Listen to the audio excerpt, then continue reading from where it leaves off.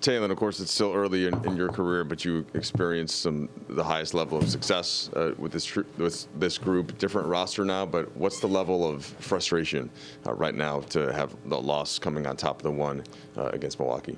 You know, losing frustrates everybody, I feel like. So, you know, just trying to get out of the losing column is just the most important thing for us. Just trying to stay together throughout all the, you know, ups and downs, like you said. But I feel like, you know, we just got to stay together and just kind of fight through it. You came in and had the spark off the bench, and you tied your career high with 4 threes. But did you, team-wide, did you sense a certain lack of energy or effort? And is that something that how could you explain, I suppose, what that felt like to be in the court? You know, like I always say, I just try to come in and provide any type of energy that I can, no matter what it is. So just, you know, just trying to pick up from, you know, any lack of urgency that we had, you know, coming out from the start. Was anything I try to help with. So. Taylor, even though it's been a relatively short time in the league for you, I think you've gotten a taste of the business side of it a few different ways. Went through a trade deadline last year, and you're kind of back in this position again. What has this been like?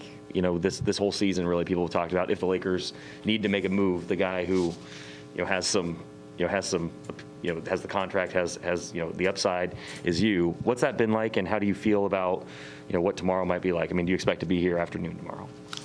You know, I just try to, you know, I said it before, also try to take every day and, you know, treat it the same. Never get too high, never get too low. I feel like that's something that, you know, you got to do when you're at this level, just because of the fact that you never know what's going to happen. And there's a lot of things that's out of your control, so I just try to control what I control.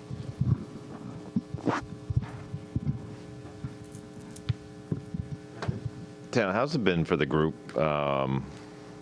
Really, this last stretch, ever since the Brooklyn game, where it seemed like there was a big boost, getting AD back, then LeBron goes out. It's been a rough patch since then, at least from our perspective. What's it been like inside the locker room for the group the last 2 weeks or so? I feel like, of course, you know, with not knowing who's going to be playing, and, you know, who's out or things like that, it's always going to be kind of like, you know, I feel like on edge, because you never know what's going on, so you got to just be ready and prepare for anything. But as a group, you know, we're all just trying to stay together. You know, they preach togetherness, and you know, that's just something that we just gotta, you know, continue to try to, you know, lock into. So.